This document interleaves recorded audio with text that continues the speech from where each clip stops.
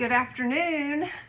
I know you're just dying to see the end of this quilt, and I'm very, very close to the end. It's been kind of a crazy day. I got up early this morning hoping to get started on some sewing before the storm came in, and right in the middle of putting on my edging, started lightning and the power went off. It just flickered, but it was enough to make me shut the machines off and plug everything and wait it out. But I did get most of the edging on, and I got my edging strips all made. This is what the edging strips look like that I put all the way around the quilt, so that way there would be an extra 3 layers, cut 3 on each side, which makes 6 on the edge, along with the 3 that's already on the quilt. And to make these, I simply cut a bunch of my flannel into 1-inch strips. And hang on, look at these.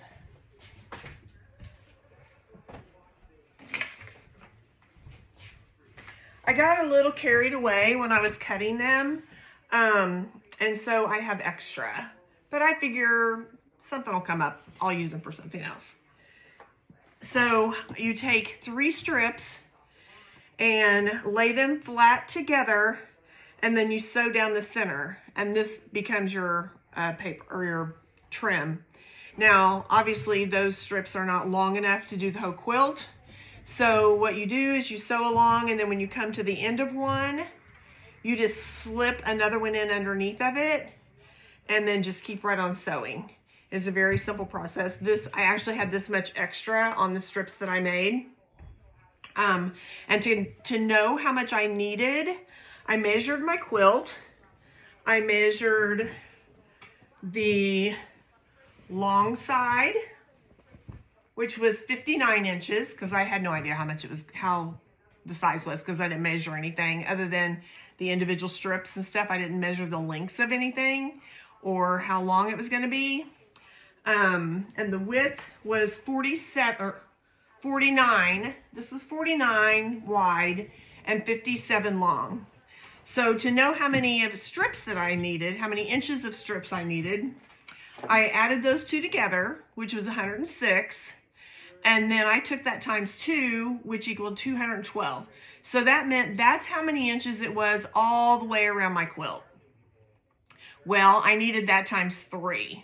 So I took that 212 times 3, and that was 636. I need 636 1-inch inches of strips. I think I have flannel fuzz in my mouth. Anyway, I did about, I just roughly measured them as I cut them. And so I did around 650 inches, but I had this much left over. So I felt like that was pretty good. So I have it all done, but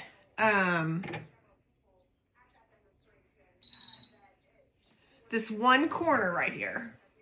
So we're gonna do that one together.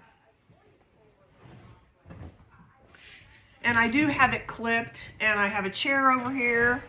I have my machine scooted over, and there's a chair to catch the fall off if it falls off the table. But it's starting to get kind of heavy and big, and it's just a little easier to manage. So I'm going to pick up where I left off, and you can see where I have cut all these. There's 9 layers altogether. So there's 3 there. And then here's the 3 that's the other half of that 1-inch strip. And then here is the 3 layers from the actual quilt itself, the edge of the quilt itself. So we're going to finish this.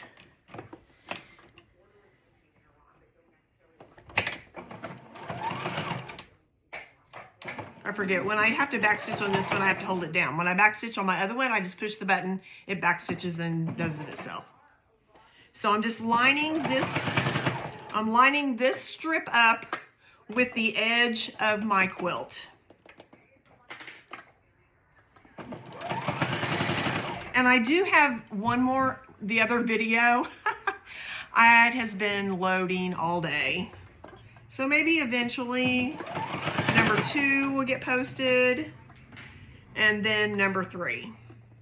Now, whenever I do the corners, I don't know if you can see this, like, I don't know here. So this piece here, which was the other side, this side, is so I have it all the way to the edge, plus just a little hangover.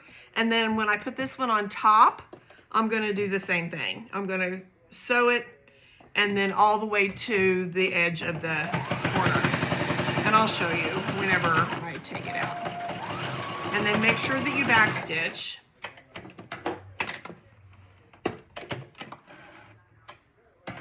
So you can see here how this underneath piece came all the way edge over here, and then I just sewed off the edge with this one here. Okay, now I'm going to trim these so they're even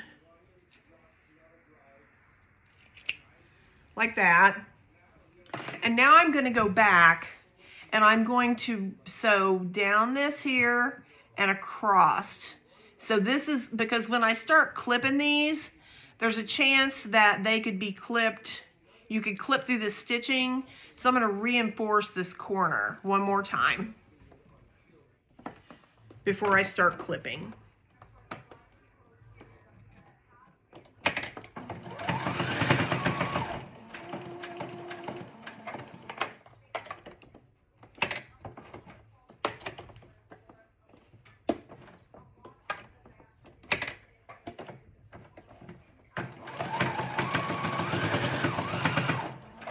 Because you definitely don't want things falling apart whenever whenever it goes through the machine, the washing machine.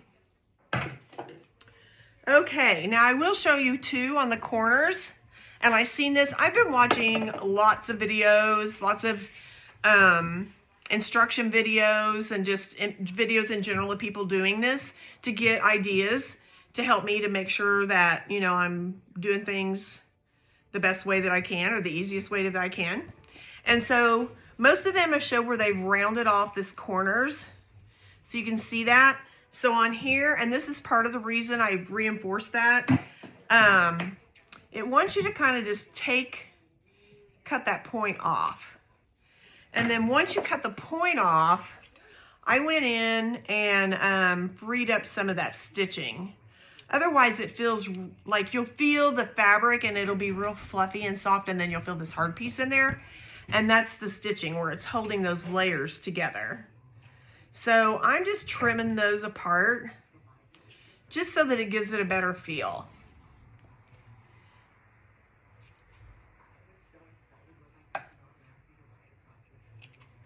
So I'm going to go ahead now that I've got that trimmed apart, and I'm going to start snipping again. And just like I take the bottom, the very, very bottom layer, and let's see if I can do it this way. Let me show you. I just snip these very close together. I try to do them less than 1/4 of an inch.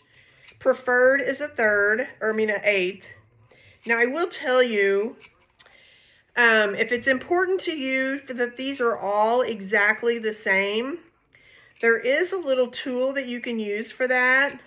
It's a tape, and it's called tiger tape, and it has little bitty lines like dashes all across the tape. It's really narrow, about like that, little dashes all the way across the tape, and you can use that as marker. I have never used it to do this. I have used it when I've done hand sewing. I did a full 1776 outfit, like the jacket and the skirt and the mitts and the headwear, the whole thing, and it was all done by hand. So any of the top stitching, I wanted to make sure that all those stitches were exactly the same distance apart. So I used this tiger tape because it shows you where your stitch needs to be for every single stitch. Well, you could easily use that on this. You would just, I mean, it would take a lot of tape, just saying. It's not cheap. But if for peace of mind, if you wanted to make sure that everything was exactly the same, you could use that tiger tape. And you would just tape it down, snip, snip, snip. And I would probably, because it's fairly narrow, you could probably put it right down the seam. So you could put one strip and do both sides. And you could even, if your shears are sharp enough, you could probably cut through all 6 layers. Mine will cut through it, but it makes it harder on my hand because I have to squeeze it so much harder. So even though it's a lot more snipping, it's better for my hands if I do just 3 layers at a time. But that's still personal preference, however it works for you. So that's what you need to do. And I would, you know, test out some small samples, like maybe do just, you know, maybe 12-inch or 18-inch or something like that, just to kind of test it out. You could even do a pillow cover, like an 18-inch pillow cover, and then the back side just have it solid, and see if you like doing this kind of thing. If it's something that you find enjoyable and it helps you pass the time, it's comforting to you, then tackle something a little bit bigger. But since I had done these before, I already knew what I was in for as far as all the snipping. I just had never done it to this extent. So I'm gonna go ahead and let you guys go do something else right now. And I'm going to work on finish getting this snipped, and then we'll come back and I'll show you that it's all snipped, and then we'll go from there. Okay, I'm back. So I got the last corner finished here. And as you can see, this little ruffle is going all the way around.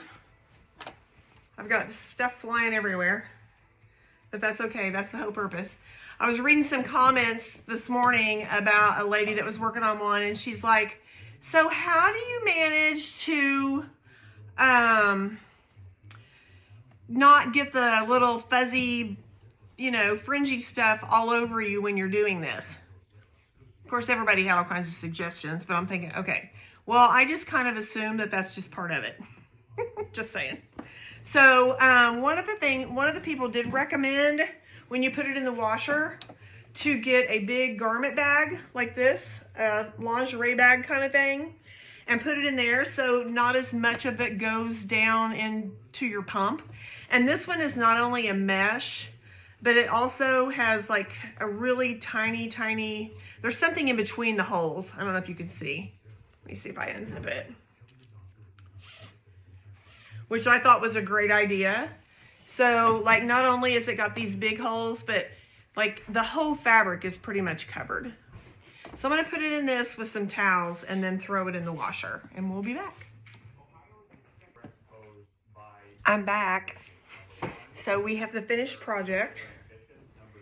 It has been washed twice and dried once, and it has fluffed up beautifully. But I will tell you, for the next several times that it's washed and dried, it's still going to fluff more, and it's still going to lose more fibers in the washer and the dryer. This is what came out this time, which tells you why they say to check your dryer every 10 minutes, because otherwise it would just be filled and then the airflow wouldn't be proper. So I will need to do a little bit of cleanup. I'll show you up close how fluffy these seams are. But if I turn it this way, you can see some little stragglers. I'll go through and clean that up. And that's most of that is where the seams are, that put the, like this block in with these seams. And I'll clean that up.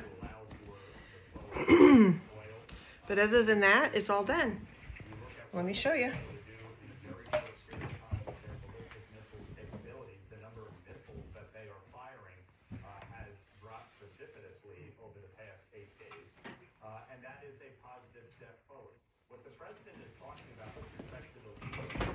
So it's been fun doing this with you guys, and before I go, I want to shout out to one of my fans.